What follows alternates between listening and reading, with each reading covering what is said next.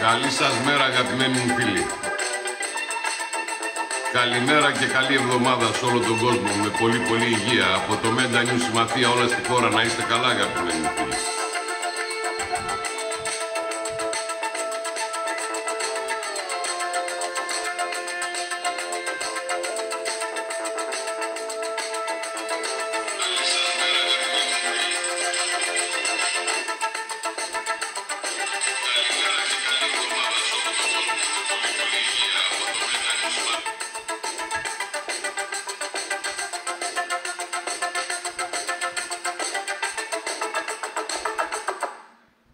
Πέρασε μία εβδομάδα, 10 Ιουλίου σήμερα, ημέρα Δευτέρα, μία εβδομάδα πολύ όμορφη, με πολλές εκδηλώσεις στο νομό Ημαθίας, με αποκορύφωμα την εκδήλωση που έκανε η Περιφερειακή Ενότητα Ημαθίας, μία εκδήλωση και ιδέα προσωπική του Αντιπεριφερειάρχη μας, του Κώστα του Καλαϊτζίδη, ο οποίος δεν ξέχασε ούτε από πού ξεκίνησε, αλλά δεν ξέχασε και έναν φορέα,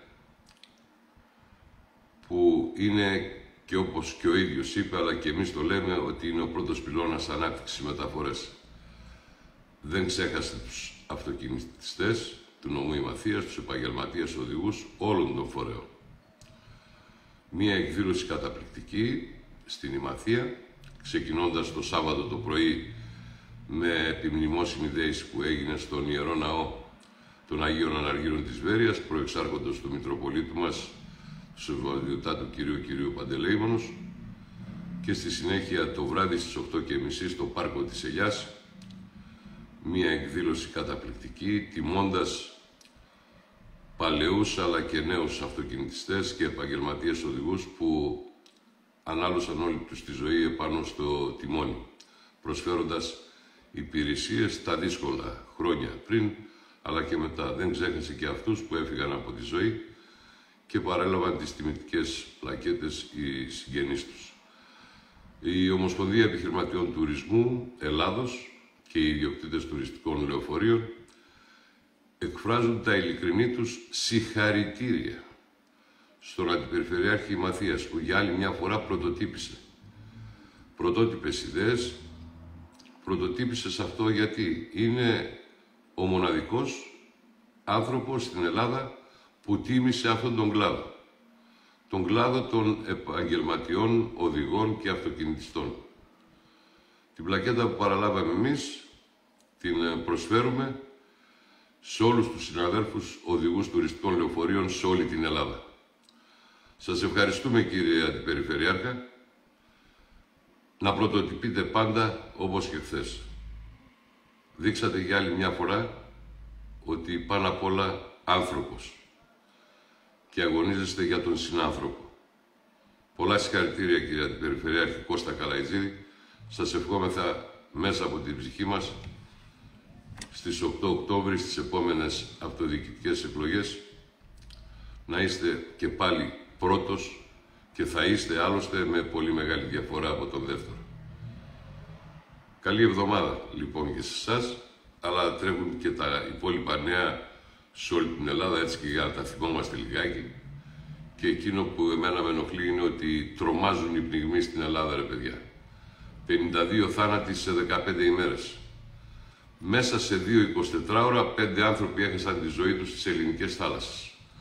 Αυξάνονται τα περιστατικά πνιγμών στις ελληνικές θάλασσες τις τελευταίες ημέρες, με έναν ακόμα πνιγμό να προκαλεί ειλικρινά θλίψη αλλά και να προβληματίζει για τη συχνότητα με την οποία άνθρωποι χάνουν τη ζωή τους στο νερό. Το μεσημέρι εχθές, 9 Ιουλίου, ένας Ιταλός τουρίστας, μόλις 47 ετών, ανασύρθηκε χωρίς τις αισθήσεις του από άλλους κολυμβητές στην ακτή στο Χάνι Κοκκίνη του Ηρακλείου Κρήτης, ο οποίος έχασε τη ζωή του ενώ κολυμπούσε. Και βέβαια ο άτυχος άνδρας διακομίστηκε στο Βενιζέλιο νοσοκομείο από το ΕΚΑΒ, που έσπευσε στο σημείο, ωστόσο παρά τις προσπάθειες για να τον επαναφέρουν, είχε ήδη εκπνεύσει. Στην Αγία Μαρίνα επίσης Χανίων, μία 78χρονη τουρίστρια ανασύρθηκε επίσης νεκρή. Στη θάλασσα περιοχή στη Παχή στη Θάσο, Χωρίς τις αισθήσεις της ανασύρθηκε επίσης μια 85χρονη τουρίστρια το μεσημέρι του Σαββάτου. Της παρασχέθηκαν οι πρώτες βοήθειες από ανθρώπους που βρίσκονταν στην παραλία και στη συνέχεια διακομίστηκε με ασθενοφόρο του ΕΚΑΒ στο κέντρο υγείας Πρίνου, όπου πραγματικά διαπιστώθηκε ο θάνατός της. Στα Βραστά της Θεσσαλονίκης, λίγο πριν από τα Ασπροβάλτα επίσης. Αυτή τη φορά ήταν ένας 82χρονος ελληνικής καταγωγής, ο οποίος και αυτός υπέκυψε. Διακομίστηκε και αυτός με ασθενοφόρο στο κέντρο υγείας της Νέας Μαδίτου. Στον πύργο Ηλίας τα ίδια. Σύμφωνα με τα στοιχεία του λιμενικού που συλλέξαμε σήμερα τα ξημερώματα, 52 άνθρωποι έχασαν τη ζωή τους από πνιγμό τις τελευταίες 15 ημέρες.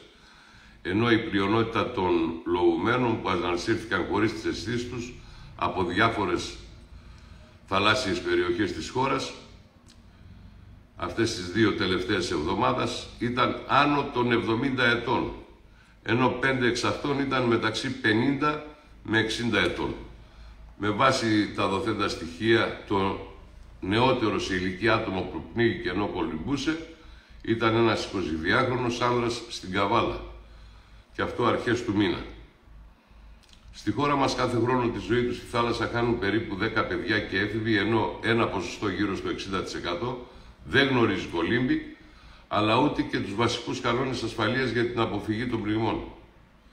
Και από την άλλη, ο Παγκόσμιος Οργανισμός Υγείας αναφέρει πως κάθε 90 δευτερόλεπτα πεθαίνει από πνιγμό, άλλο πάλι και τούτο, πεθαίνει από πνιγμό ένας άνθρωπος παγκοσμίως, με τους ερευνητές να μιλούν για ακόμη μεγαλύτερη συχνότητα του φαινομένου, ακόμα και ανά 30 δευτερόλεπτα, καθώς δεν καταγράφονται και όλα τα περιστατικά. Χαρακτηριστικό είναι πως από το 2017 έως το 2021 στην Ελλάδα έχασαν τη ζωή τους από θαλάσσιες δραστηριότητες 352 άτομα. Το 2021 336 άτομα, με το 70% να είναι άνδρες και το 30% γυναίκες. Παράλληλα, το 70% από αυτούς ήταν Έλληνες και το 30% αλλοδαποί. Και μέχρι τις αρχές Αυγούστου του 2022, στη θάλασσα καταγράφηκαν τουλάχιστον 163 θάνατοι, ενώ σύμφωνα με το λιμενικό, 8 στους 10 που χάνουν τη ζωή τους είναι άνω των 60 ετών. Μήπως, βρε αγαπημένοι μου φίλοι, αγαπημένοι μου Ελλαδίτες και Ελλαδίτισσες, μήπως εμείς που έχουμε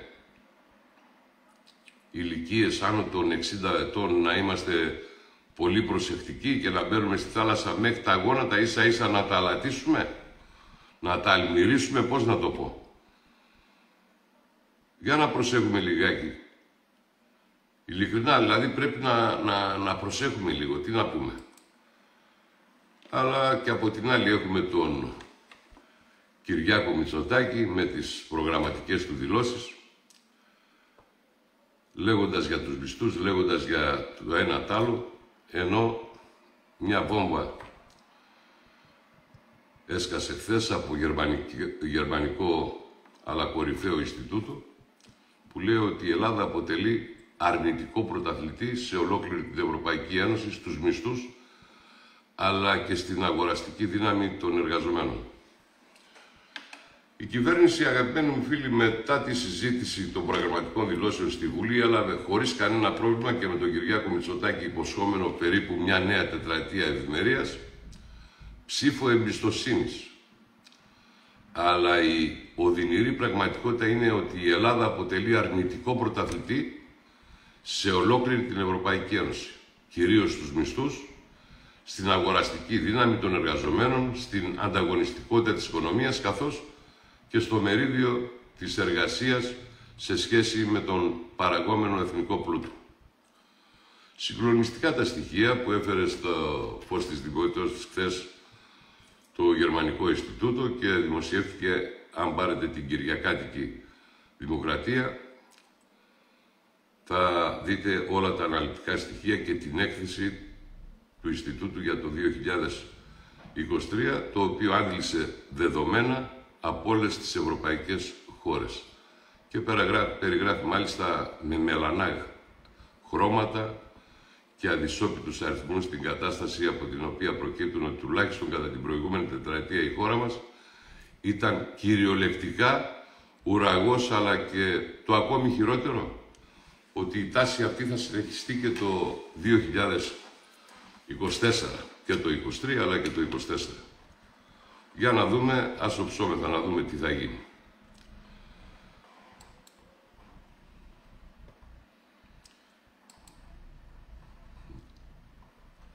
Μου γράφει ένας φίλος εδώ, η Μαθιώτης, δεν λες, λέει, τίποτα για τον Λοβέρδο που παραιτήθηκε από το Πασόκ. Αυτά τα είπαμε την προηγούμενη εβδομάδα.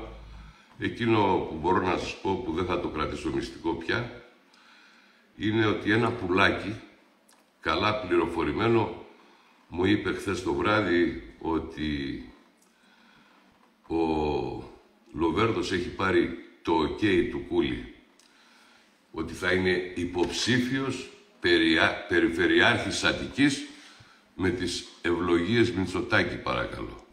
Ποιος? Ο κύριος Λοβέρδος. Περιμένουμε σύντομα να διαψευστούμε ή και να μας έχουν στείλει σε κουβά. Ή θα είναι ο πληροφοριώτης μας ένα μεγάλο αλάνι.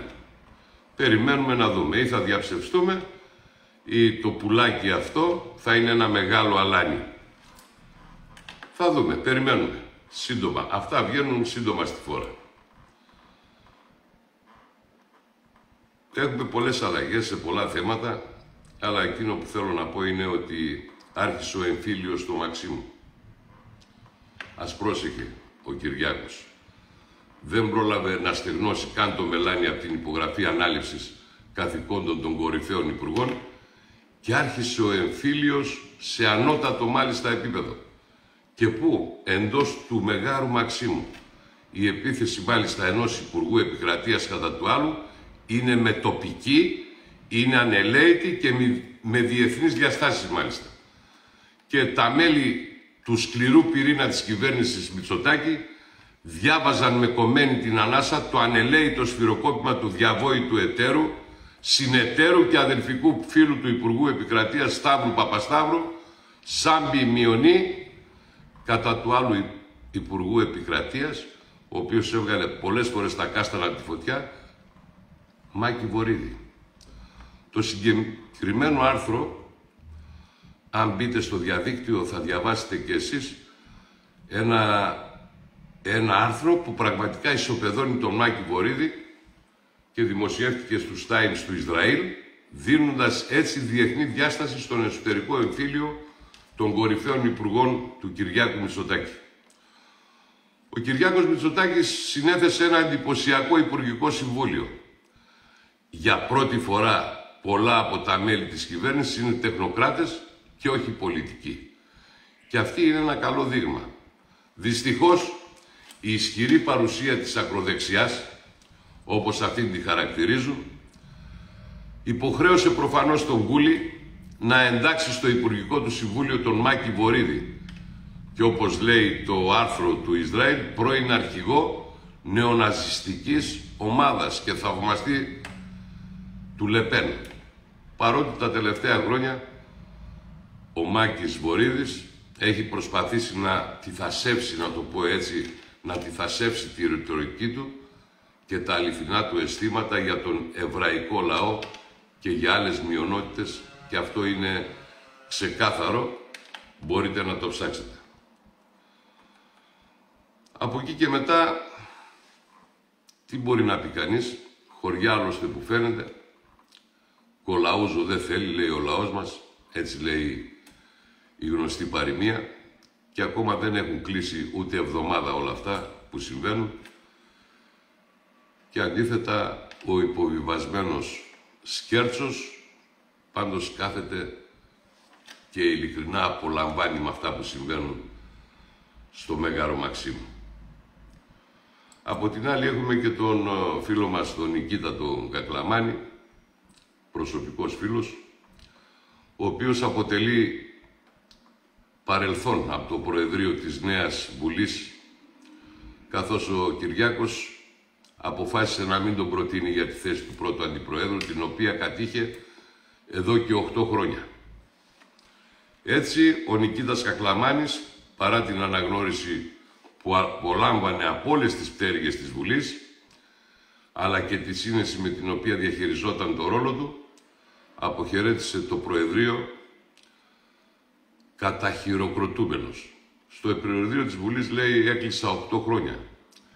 Νομίζω ότι όλα έχουν μια αρχή και ένα τέλος κάποια στιγμή και δεν γνωρίζω βέβαια τον λόγο που δεν μου προτάθηκε από το κόμμα μου, το κόμμα που αγάπησα και αγαπώ, μάλλον από τον πρόεδρο του κόμματος, είπε, δεν γνωρίζω τον λόγο που δεν μου προτάθηκε η θέση του αντιπροέδρου έστω. Σε αυτό το σημείο, όπως είπε, πρέπει να σας πω ότι φεύγω επίσης γεμάτος, γιατί στην τελευταία εκλογή μου κατέγραψα ιστορικό ρεκόρ στην ιστορία της Ελληνικής Βουλής. Για πρώτη φορά υποψήφιος πήρε το 100% των ψήφων των βουλευτών. Ψήφισαν 297 και πήρα 297 ναι. Χθες ήμουν πράγματι συγκινημένος, γιατί όταν βλέπεις 300 συναδέλφους να σηκώνονται όρθιοι και να σε χειροκροτούν, αυτό είναι η καταξίωσή σου μέσα στο Κοινοβούλιο. Η ζωή συνεχίζεται. Η κοινοβουλευτική θητεία αυτής της Βουλής μόλις άρχισε, είπε αρχικά ο πρώην αντιπρόεδρος της Βουλής και το ρώτησαν οι αγαπητοί συστημικοί δημοσιογράφοι αν αισθάνεται πικρία που δεν του έγινε η πρόταση από τη Νέα Δημοκρατία και απήντησε αρνητικά.